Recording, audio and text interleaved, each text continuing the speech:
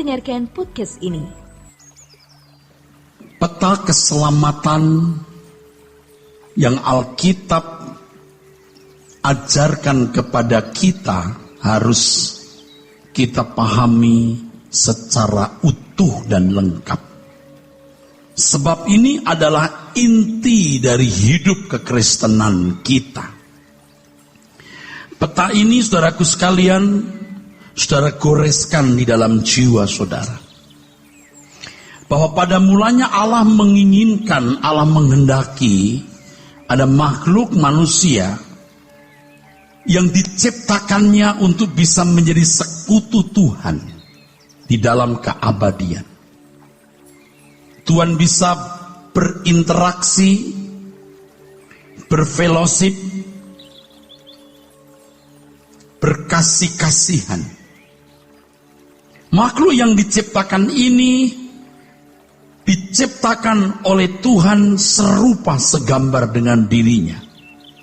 Ini hebat sekali. In His own image, segambar dengan Allah. Dengan keberadaan segambar ini, manusia tidak membutuhkan hukum, tidak membutuhkan syariat, dan tidak perlu diancam sanksi hukuman. Mereka bisa berlaku, bertindak selalu sesuai dengan pikiran perasaan penciptanya, sehingga bisa berjalan seiring, bisa mengimbangi keagungan pribadi Allah. Tidak ada makhluk sehebat manusia. Tetapi dalam perjalanan hidupnya manusia jatuh dalam dosa. Manusia kehilangan kemuliaan Allah, artinya manusia tidak mampu memiliki keberadaan diri yang bisa mengimbangi Allah. Manusia menjadi rusak. Kalaupun manusia bisa berbuat baik, kebaikan manusia tidak dapat mengimbangi kekudusan Tuhan. Tidak bisa mengimbangi kesucian Allah. Itulah sebabnya manusia harus di-shutdown, harus dimatikan dulu. Jadi kematian itu sebenarnya salah satu solusi. Sambil menunggu kebangkitan nanti.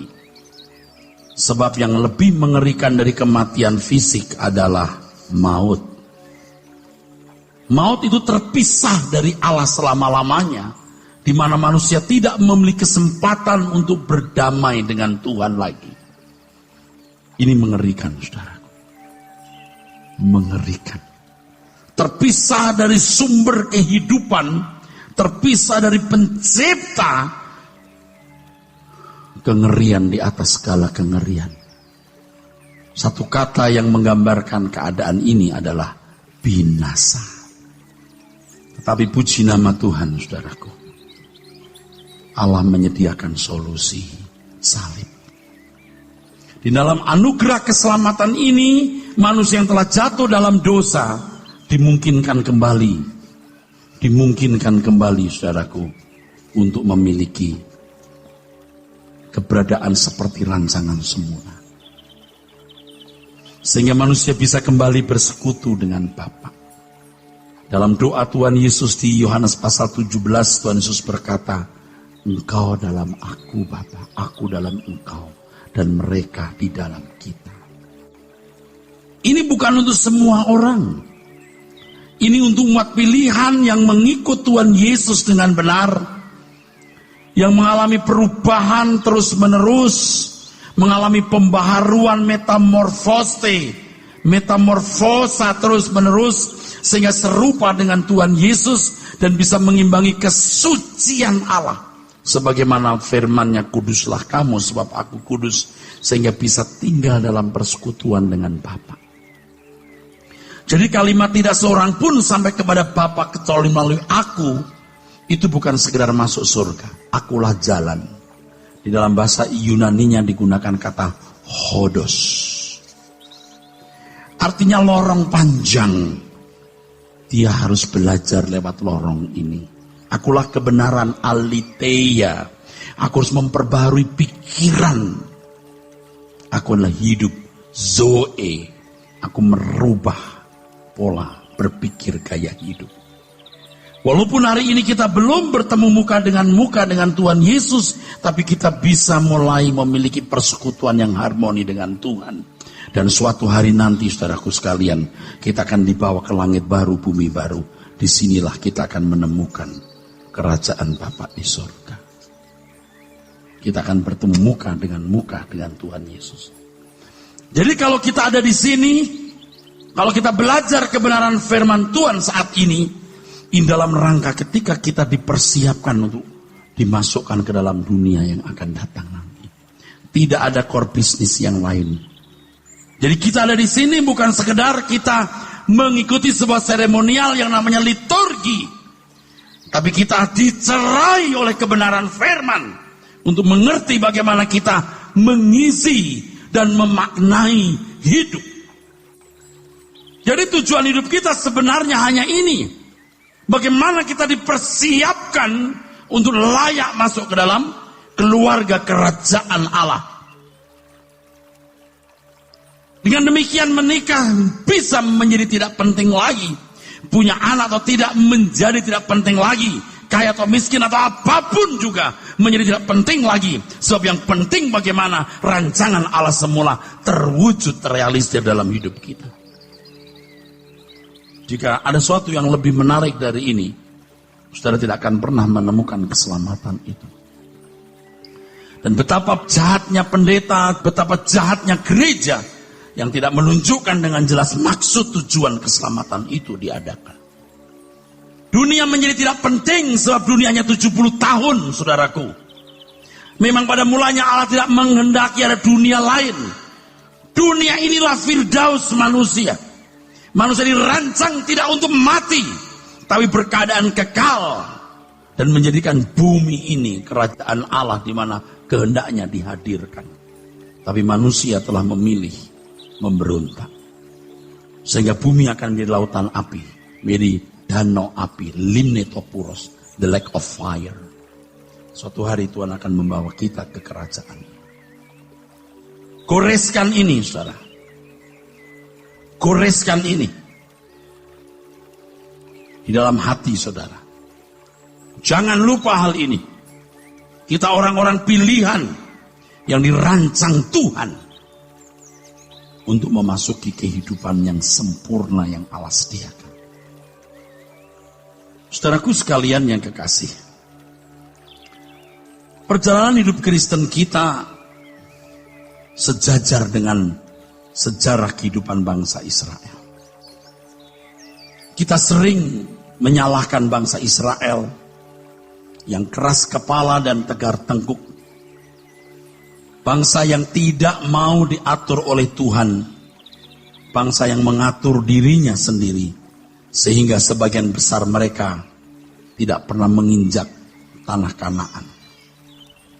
Allah merancang apa yang terbaik bagi mereka, tapi mereka tidak mengerti rancangannya.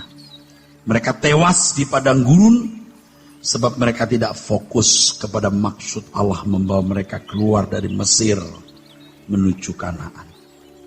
Ini menjadi gambaran bagi hidup kita. Kita membaca 1 Korintus pasal 10, saudaraku. 1 Korintus pasal 10, kita mulai dari ayat 1.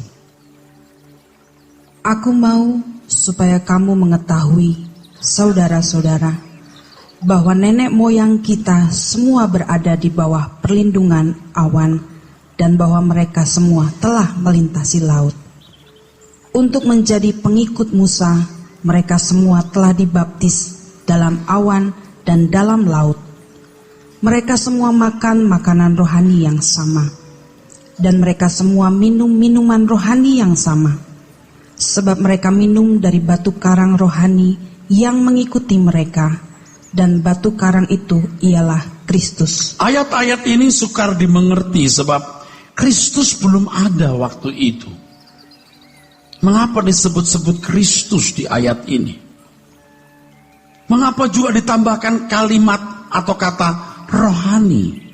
Dibaptis dalam awan dan laut. Laut di situ laut Tiberau yang dibelah oleh Musa. Apa maksudnya? Bertahun-tahun saya tidak mengerti maksud ayat ini, saudara. Tetapi saya sekarang mengerti dan saya mau membagikannya kepada saudara. Ada satu kata penting di situ yang harus kita perhatikan. Kata itu adalah baptis. Dibaptis. Dalam bahasa Ibrani kata baptis ini adalah tefilah, yang artinya diselam, saudara. Untuk menjadi pengikut Musa mereka harus diselam. Baptisan itu sebenarnya sebuah komitmen, sebuah tekad, sebuah janji. Jadi kalau seseorang mau menjadi bangsa Yahudi, mereka harus mau disunat. Mereka harus mau melakukan Taurat dan seluruh hukumnya. Rupanya kata ini digunakan di ayat ini. Jadi ketika mereka keluar dari Mesir, ikut Musa, mereka harus mau masuk dalam hidup yang baru, dunia yang baru, suasana yang baru. Mereka harus punya komitmen untuk itu. Mengapa digunakan kata rohani di sini? Bukankah awan itu awan fisik, awan harafiah? Laut Tiberau yang dibelah Musa itu laut fisik, harafiah. Dan bukankah bukit batu yang dipukul Musa keluar air yang diminum, airnya itu juga fisik? Mengapa disebut batu karang rohani di sini? Yaitu Kristus. Jawabannya ada satu, saudaraku. Bahwa mereka melalui pengalaman-pengalaman fisik harafiah itu, mereka dibentuk karakternya. Mereka didewasakan rohaninya. Mengapa disebut Kristus? Kalau kita membaca Alkitab bahwa sesungguhnya segala sesuatu dijadikan oleh firman, oleh Kristus. Tidak ada sesuatu yang jadi tanpa dia. Dikatakan dalam Mika pasal 5 ayat 1 dan 2. Bahwa pemerintahan Tuhan Yesus adalah pemerintahan sejak zaman dahulu kala. Sejak zaman purbakala. Jadi Tuhan Yesus sebenarnya yang berurusan dengan Musa. Berurusan dengan Abraham. Berurusan dengan umat perjanjian lama. Tuhan menuntun bangsa Israel melalui Musa. Kalau mereka berkomitmen untuk meninggalkan Mesir, mereka harus mau mengikuti Musa supaya didewasakan, disempurnakan rohaninya dalam batas atau porsi tertentu. Tentu tidak semua ayat bisa kita baca, tapi saya cukup memberitahu. Tuhan berfirman, kalau bangsa Israel langsung dibawa ke Kanaan, mereka akan menyesal. Mereka tidak sanggup menghadapi bangsa Kanaan yang beradab, yang maju, yang senjata perlengkapan perangnya lebih modern dibanding orang Yahudi, yang adalah bangsa budak, yang tidak terbiasa berperang. Itulah sebabnya Tuhan membuat mereka berputar-putar di padang gurun, sebelum Tuhan mempercayakan tanah Kanaan yang permai, yang berlimpah susu dan madu. Mereka harus didewasakan, saudaraku. Jadi bicara mengenai awan, mengenai laut, mengenai batu yang keluar air, bicara soal proses pendewasaan mereka. Mereka harus menyeberang Tiberau ketika algojo Firaun mengejar mereka. Mereka ketakutan luar biasa. Mereka satu kali juga tidak ada air. Dan Tuhan memberikan air lewat bukit batu itu. Ini semua proses untuk mendewasakan mereka. Mereka tidak akan bisa dipercayai mewarisi tanah Kanaan yang diberikan atau dijanjikan Allah kepada keturunan Abraham kalau tidak didewasakan. Demikian pula kita diproses sebelum kita masuk Yerusalem baru. Ini paralel, saudaraku. Kita sering menyalahkan bangsa Israel yang keras kepala. Tanpa sadar kita juga keras kepala. Kita juga tanpa sadar tegar tengkuk. Alkitab mengatakan mereka tewas di padang gurun. Sekalipun Allah sudah membawa mereka pada pengalaman-pengalaman itu. Tetapi Tuhan tidak berkenan kepada sebagian besar mereka. Ayat berikutnya dibaca. Tetapi sungguh pun demikian. Tetapi sungguh pun demikian, kata firman Tuhan. Sungguh pun Allah telah membawa mereka dengan pengalaman-pengalaman yang hebat, yang seharusnya mereka berubah. Tetapi terus Allah tidak berkenan kepada bagian yang terbesar dari mereka, karena mereka ditewaskan di padang gurun. Itulah sebabnya mereka ditewaskan di padang gurun. Ayat 11. Semuanya ini telah menimpa mereka sebagai contoh dan dituliskan untuk menjadi peringatan bagi kita yang hidup pada waktu di mana zaman akhir telah tiba. Ulangi. Semuanya ini telah menimpa mereka. Semuanya ini telah menimpa mereka sebagai contoh. Sebagai contoh. Dan dituliskan untuk menjadi peringatan. Peringatan bagi kita. Bagi kita. Jadi ini bukan hanya fragmen dongeng yang sekedar kita tahu. Tetapi seakan-akan Tuhan mau mengatakan, kamu lihat bangsa itu, kamu lihat hidupmu. Kamu lihat sejarah bangsa itu, petiklah pelajaran dari dalamnya. Sebab sebagian besar mereka tewas di padang gurun. Mereka tidak menyadari bahwa padang gurun bukanlah tempat untuk dinikmati. Sebuah sekolah kehidupan yang harus dijalani sebelum mereka mewarisi Kanaan permai. Demikian pula dengan kita, saudaraku. Di sini ada perjalanan hidup. Ini sekolah kehidupan yang harus kita jalani. Bukan firdaus yang kita nikmati, saudara. Ini paling benar, saudaraku. Saya tidak mengatakan saya sudah benar. Apa yang saya katakan ini paling benar. Kalau saudara tidak memahami hal ini dan tidak sedang menjalani jalan-jalan keselamatan untuk dikembalikan kerancangan semula dilayakkan masuk anggota keluarga kerajaan, kita sesat. Pendeta dan gereja jahat kalau tidak mengajarkan hal ini. Tidak ada bisnis lain, tidak ada urusan yang lebih penting dari ini, saudara. Kita hanya hidup 70 tahun. Dan sebenarnya memang Allah tidak merancang hidup hanya 70 tahun. Allah merancang keabadian tanpa kematian. Tetapi karena manusia memberontak, maka Allah sementara waktu membuat manusia mati, yang Alkitab katakan tertidur. Tidak sedikit orang Kristen yang tidak kurang keras kepalanya dibanding bangsa Israel, sehingga bukan tidak mungkin juga sebagian besar mereka tidak sampai pada maksud tujuan keselamatan diadakan oleh Tuhan. Seiring dengan perkataan Paulus di ayat 11 tadi, peringatan bagi kita. Di dalam Roma pasal yang ke-11, ayat 17 sampai 22, kita baca ayat firman Tuhan ini. Roma 11 ayat 17, kita mulai. Karena itu, apabila beberapa cabang telah dipatahkan, dan kamu sebagai tunas liar telah dicangkokkan di antaranya, dan turut mendapat bagian dalam akar pohon zaitun yang penuh getah, janganlah kamu bermegah terhadap cabang-cabang itu. Jadi Israel yang adalah umat pilihan Allah, karena menolak Injil, mereka dipatahkan, dibuang, dan kita sebagai carang liar dicangkokkan di situ.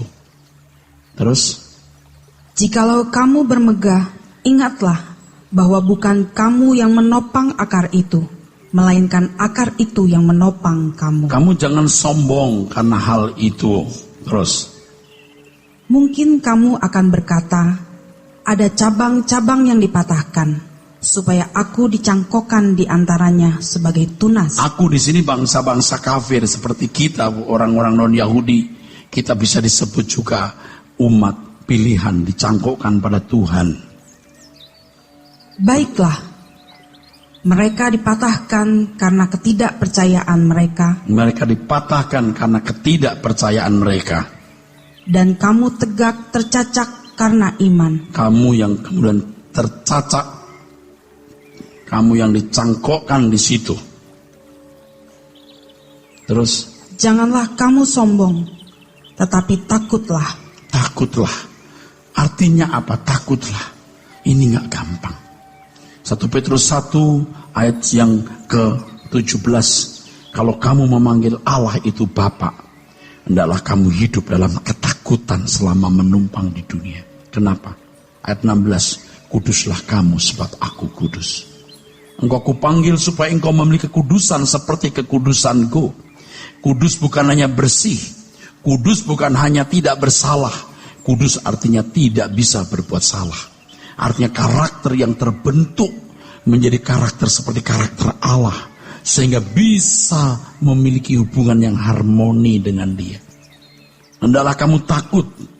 Artinya supaya kita hati-hati dengan setiap apapun yang kita lakukan. Karena sekarang kita berurusan dengan pribadi yang maha agung, pribadi yang maha mulia, pribadi yang maha kudus. Terus. Sebab kalau Allah tidak menyayangkan cabang-cabang asli. Kalau Allah tidak menyayangkan bangsa Israel yang tegar tengkuk keras kepala, Ia juga tidak akan menyayangkan kamu. Ia juga bisa tidak menyayangkan kamu. Jadi bayangkan ada banyak orang Kristen yang taunya Tuhan sayang saja begitu, saudara. Sayang-sayang disayang, aku disayang Tuhan. Kita mau jadi anak kesayangan Tuhan, tapi tidak pernah jadi anak kesukaan Tuhan. Kita mau jadi anak kesayangan Tuhan, tapi kita tidak mau menjadi anak kesukaan Tuhan. Kita hanya mau disayang, tapi kita tidak menyukakan hati Tuhan.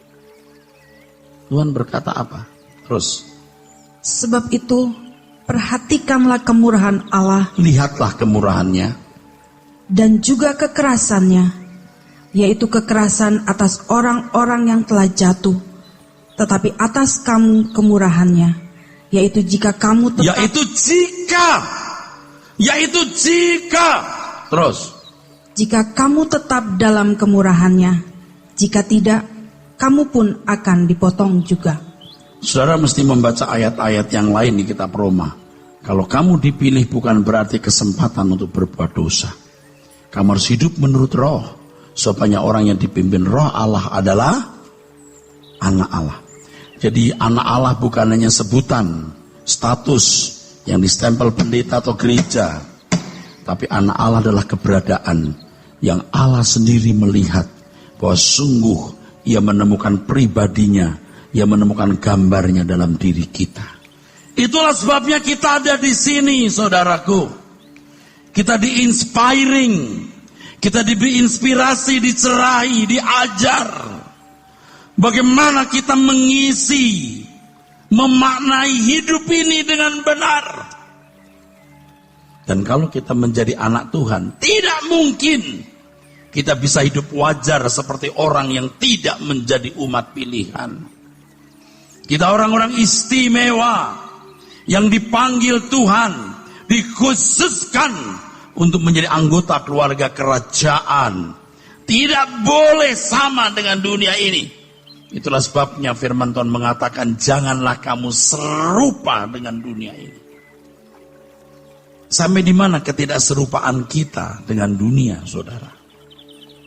Saya mengerti dari teropongan, dari pergaulan hidup, banyak orang Kristen yang masih berkeadaan produk dunia. Produk dunia. Ia tidak memberi diri dibentuk oleh Tuhan. Belum jadi produk Roh Kudus. Alkitab mengatakan kamu itu adalah ciptaan buatan Allah dalam Kristus, made in Christ. Tetapi kalau kita tidak memberi diri untuk itu, tidak bisa, saudara. The only reason we have, ini alasan kita hidup. Kita baca ayat berikutnya, kita menemukan ranjau-ranjau yang membuat bangsa Israel tidak pernah menginjak tanah Kanaan. Kita kembali ke 1 Korintus pasal 10, saudara. Ada ranjau-ranjau yang membuat bangsa Israel tidak pernah menginjak tanah Kanaan. Dan kalau Paulus menuliskan di dalam 1 Korintus pasal 10, ranjau yang sama yang harus sungguh-sungguh kita perhatikan. Kita membaca ayat berikutnya. 1 Korintus 10 ayat yang ke-6. Semuanya ini telah terjadi sebagai contoh bagi kita, untuk memperingatkan kita, supaya jangan kita menginginkan hal-hal yang jahat. Yang pertama, jangan menginginkan hal yang jahat. Ada beberapa ranjau. Menginginkan hal yang jahat bukan berarti kita menginginkan hal-hal yang melanggar moral, yang dinilai orang buruk atau busuk. Anak Tuhan memiliki standar yang berbeda. Apa yang dipikirkan Allah bukan yang dipikirkan manusia. Yang dipikirkan manusia bukan yang dipikirkan oleh Allah. Bapak Ibu saudara sekalian, ketika kita menjadi anak-anak Tuhan, tidak bisa tidak kita mesti dibelenggu oleh Tuhan. Kita keluar dari penjara dunia, penjara iblis. Kita harus masuk dalam penjara Tuhan. Kita tidak bisa menjadi orang-orang yang netral. Kita harus menjadi orang yang berpihak, entah kepada dunia atau ke surga, iblis atau Tuhan. Tidak bisa Anda berkata, Pak, saya netral saja, Pak. Ya, saya nggak ikut iblis, tapi ikut Tuhan juga nggak berat. Nggak bisa. Doa Bapa kami mengatakan, datanglah kerajaan-Mu, dan seterusnya, sampai dan janganlah bawa kami dalam pencobaan, tapi lepaskan kami dari yang jahat. Kata jahat itu ada kakos, ada faulos. Dan ada satu kata yang digunakan dalam ayat itu, kalau sudah membaca buku saya Doa Bapa Kami, kata jahat di situ maksudnya keinginan yang tidak sesuai dengan kehendak Allah. Tuhan itu Tuhan yang berdaulat mutlak atas hidup kita. Jadilah kehendak-Mu di bumi seperti di surga. Tidak boleh ada satu keinginan di dalam diri kita yang tidak dikehendaki oleh Allah kita ingini. Ini belenggu, ini penjara, saudara. Dulu juga saya tidak mau terima hal ini. Bagaimana bisa hidup dengan cara demikian? Tetapi anak Tuhan diajar memiliki cara hidup yang dikalimatkan dengan kalimat, jika Tuhan menghendaki.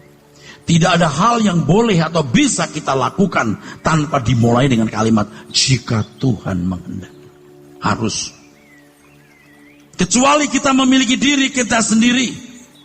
Sebab setelah Tuhan menebus kita, membeli kita dengan harga yang lunas dibayar, Tuhan berkata, you are not your own. Kau bukan milik kamu sendiri.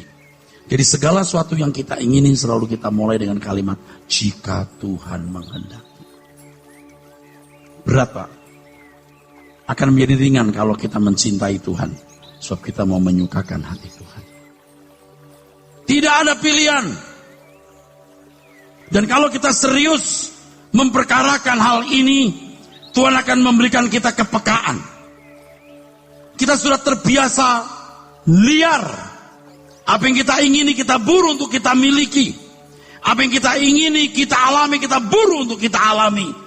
Tapi sekarang kita harus mulai dengan satu pernyataan hidup, bukan pernyataan bibir semata, jika Tuhan menghendaki. Itulah ketertundukan, kepatuhan, submission, obedience kita kepada Tuhan. Belajar, saudaraku. Gak enak. Tapi nanti akan menjadi kesukaan. Seperti yang dikatakan Tuhan Yesus, rezekiku melakukan kehendak Bapa dan menyelesaikan pekerjaannya. Melakukan apa yang dikehendaki Allah bukan kewajiban, tapi kebutuhan. Aku tidak bisa hidup tanpa melakukan kehendak Bapa. Itu rezekiku, itu makananku. Ayo kita berubah, saudaraku. Ingat kalimat yang tadi saya katakan, Anda tidak mungkin menjadi Kristen yang tidak mungkin Anda menjadi Kristen yang baik kalau Anda masih mau normal hidup. Jadi Kristen yang sungguh itu tidak wajar. Sebab bagaimana bisa wajar dengan gaya hidup jika Tuhan menghendaki. Kalau dulu kita mau beli apa kita beli, kita mau pergi kemana kita pergi. Sekarang kita harus punya kepekaan. Untuk apa aku melakukan semuanya itu. Nanti di kerajaan surga, tidak perlu kita berkata jika Tuhan menghendaki, karena semua telah terkondisi menjadi keadaan di mana kehendak Allah dinyatakan. Jadilah kehendak-Mu di bumi seperti di surga. Sebelum kita masuk surga, pemerintahan Allah sudah berlangsung dalam hidup kita hari ini. Orang yang hidup dalam pemerintahan Allah hari ini di bumi akan diperkenan masuk dalam pemerintahan Allah di dunia akan datang. Iya. Ini berat saudaraku, ini berat. Ini berat. Saat ku pulang menghadap Bapa, hanya Engkau yang ku miliki. Itu tidak sederhana, saudara. Kalimat depannya, Tuhan, aku rela mengosongkan pecala jiwaku ini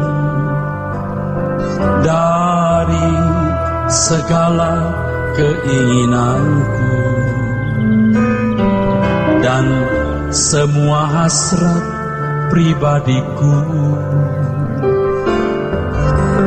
Tuhan, penuhi aku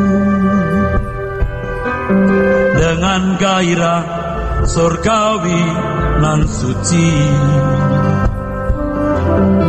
agar apapun tak ku ingini lagi, Engkau hartaku abadi.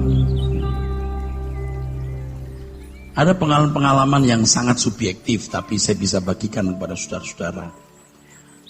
Istri saya paling tahu di mana saya sering berdoa tengah malam,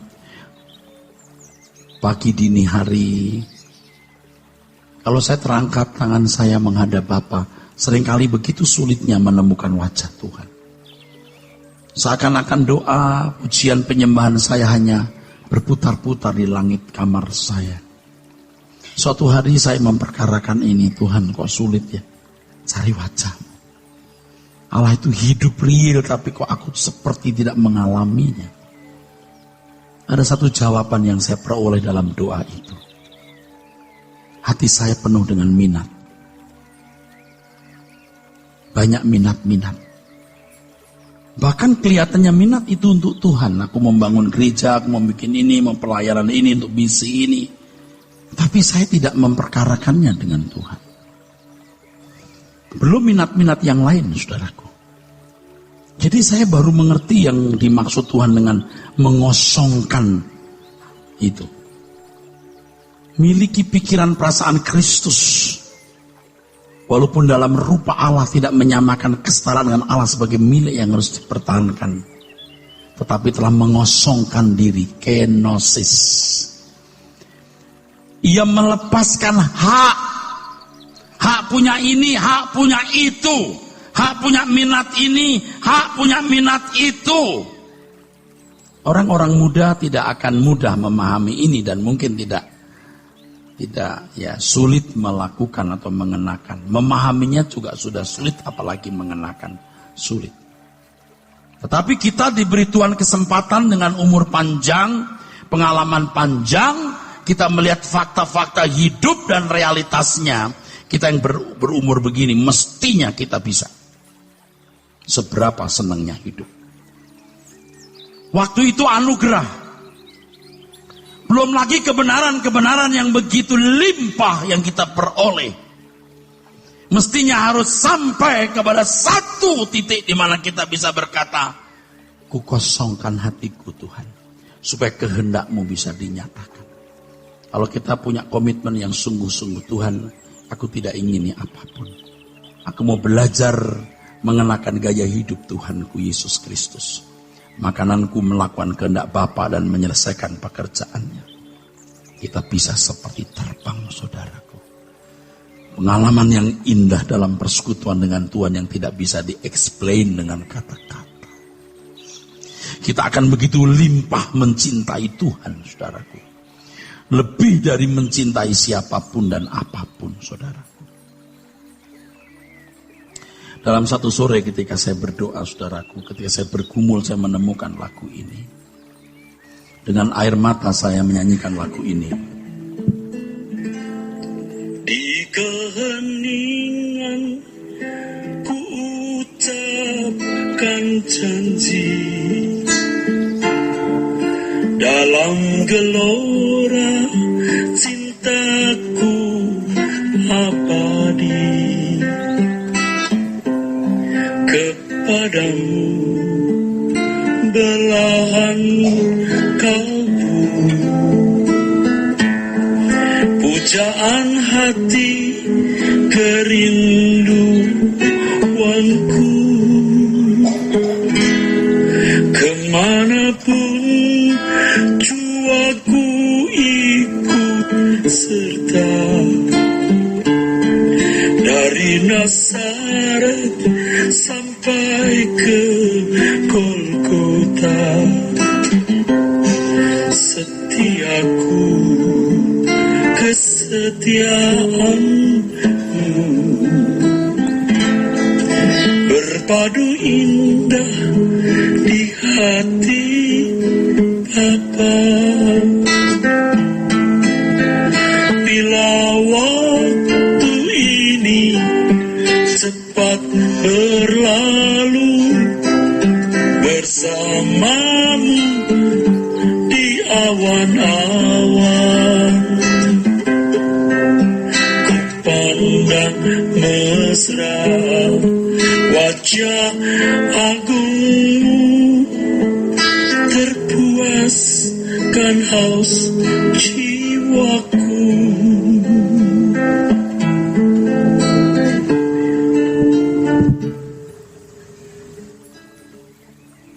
Sebelum kita mati, kita harus menemukan kekasih jiwa ini. Di keheningan ku ucapkan janji, segenap jiwa cintaku abadi kepadamu, belahan kalbu, pujaan hati kesayanganku.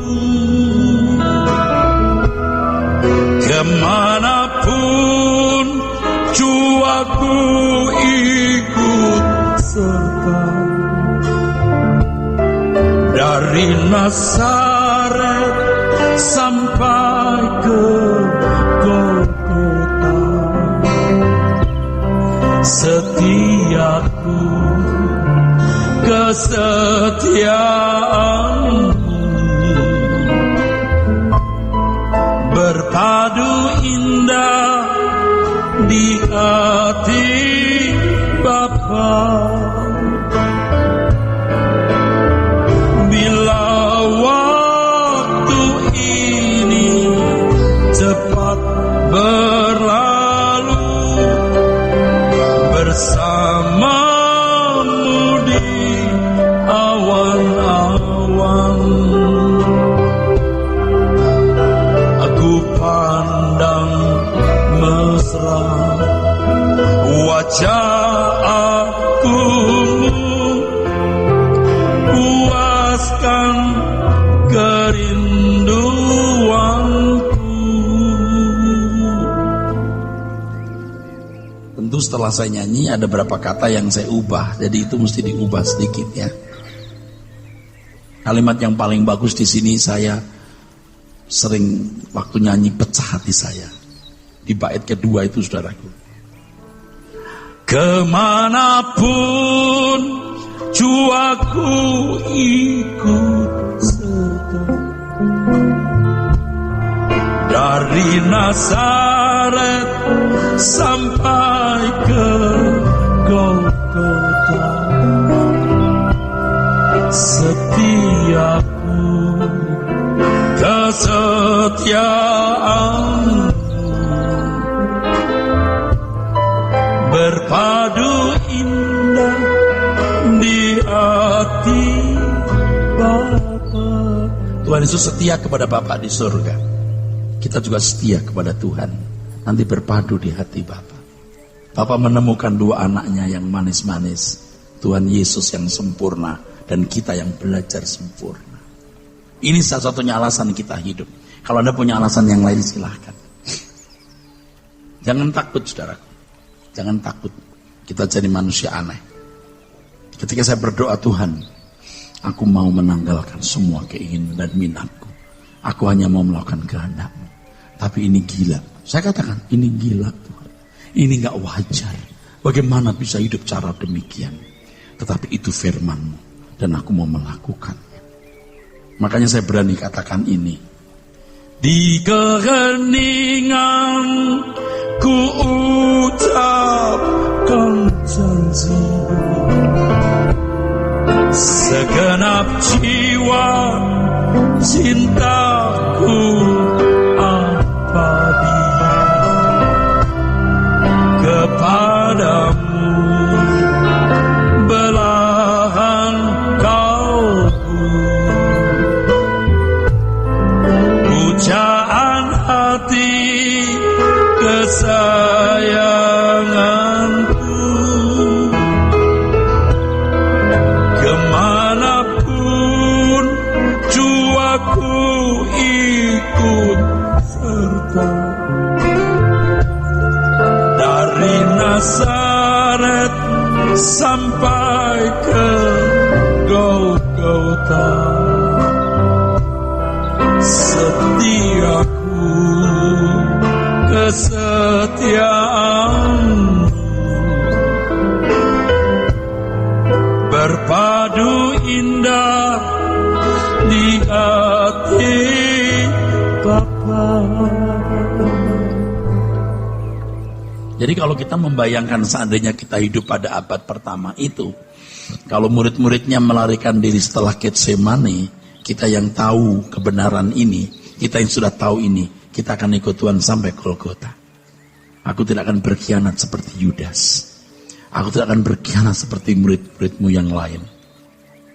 Seandainya Tuhan Yesus beri kesempatan aku hidup pada waktu itu dan aku mengerti kebenaran ini, aku katakan ini. Kemanapun jiwaku ikut serta, dari Nazaret sampai ke Golgota, setiaku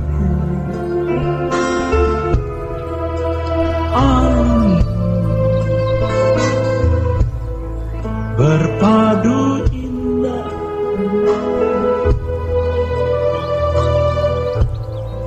Tuhan itu hidup, saudara. Tuhan itu berperasaan. Kalau Anda sentimental dan tulus kepadanya, Dia tahu. Dia tahu. Engkau punya cinta. Jangan ikatkan dirimu dengan dunia, engkau jadi mempelai dunia. Engkau hasrati dunia. Ini itu sama dengan menyembah iblis. Minati Tuhan. Apapun keadaanmu hari ini, jangan menjadi masalah. Minati Tuhan. Jangan sampai saudara pada satu level di mana Anda tidak pernah bisa mengingini Tuhan lagi. Engkau punya selera telah menjadi begitu rusak. Dan saya mau beritahu, selera hidup kita sendiri yang menentukan. Kita memiliki selera mulut, lidah yang salah karena kita dibesarkan dalam lingkungan yang buruk. Tapi setelah kita dewasa, kita mengerti, itu pun lewat sebuah pengalaman sakit dan lain sebagainya, kita mulai berkata, aku mau merubah seleraku. Kita yang berat. Waktu saya tulis lagu ini, saya membayangkan seandainya saya hidup pada waktu itu dan saya bisa mengerti kebenaran ini. Aku tahu Dia Tuhan yang akan memerintah jagat raya, raja dari segala raja. Aku akan mengatakan kalimat ini. Kemanapun jiwaku ikut serta, dari Nazaret tempat Dia lahir, Golgota, setiaku kesetiaanmu berpadu indah.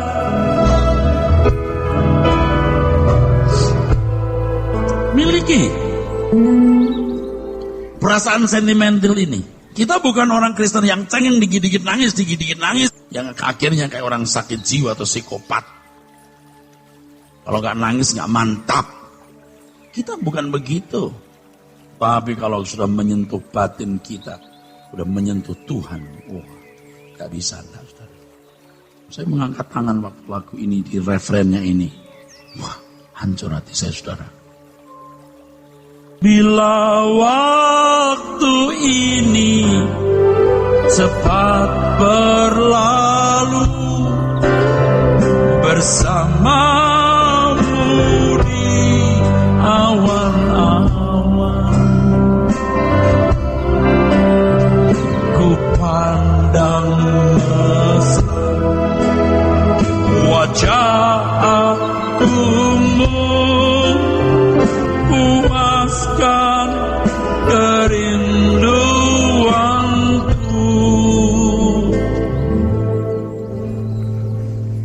Kematian kita harus kematian yang diingini dua pihak.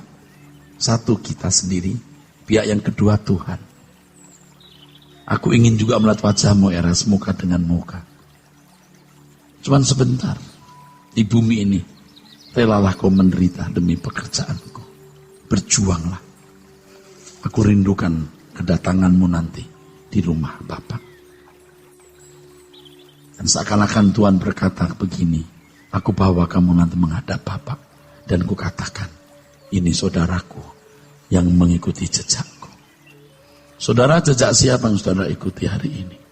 Seberapa saudara hebat dengan kecantikan, kegantengan, kekayaan, kedudukan, gelar pangkat, kehormatan, dan kekuasaan. Mengapa kita tidak sungguh-sungguh meminati Tuhan?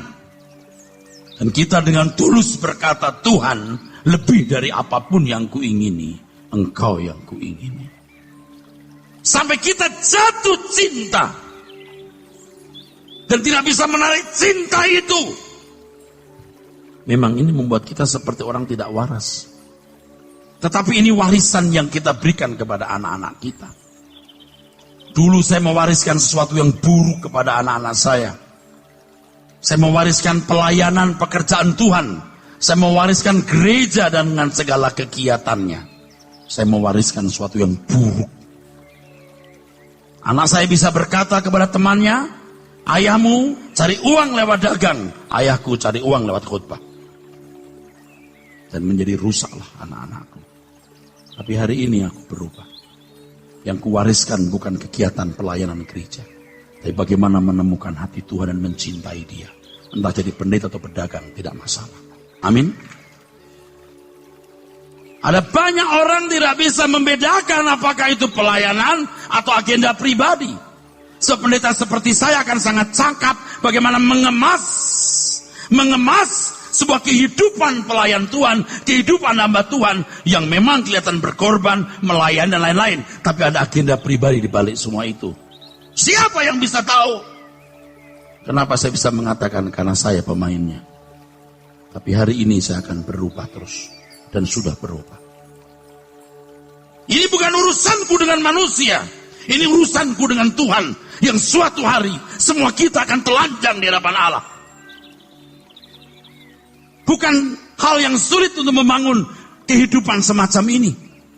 Dan banyak pendeta saya kira tidak mengerti kalau dia tidak mengerti. Dia tidak tahu kalau dia tidak tahu. Dia pikir dia melayani Tuhan. Dia hidup wajar.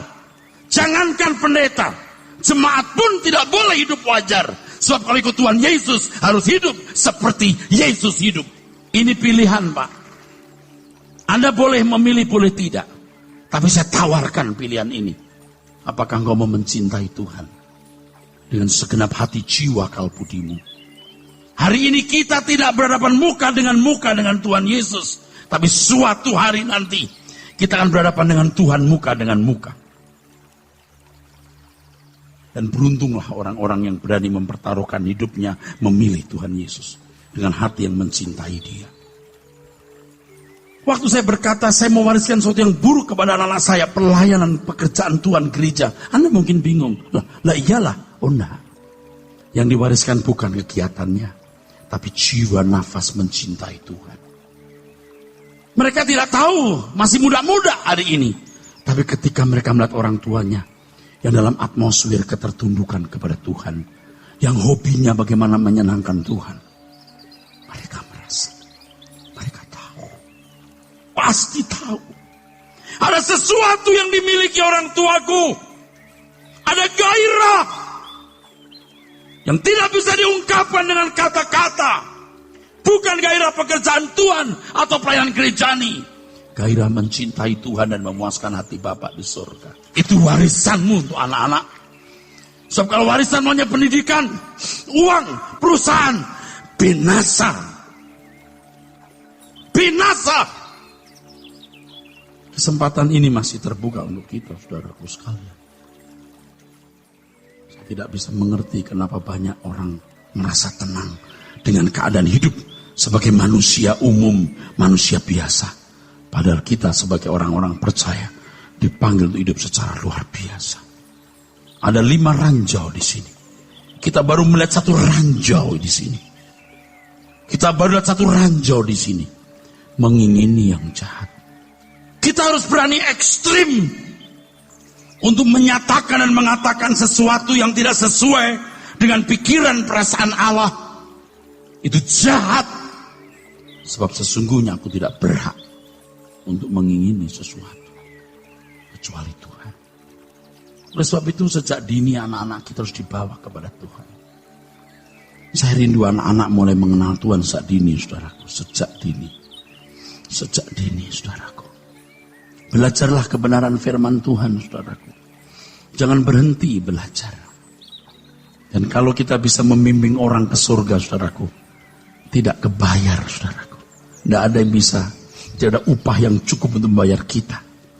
Beri hidupmu, beri waktumu untuk Tuhan. Hormati Tuhan dengan seluruh perilakumu, segenap tindakan dan perbuatanmu. Amin.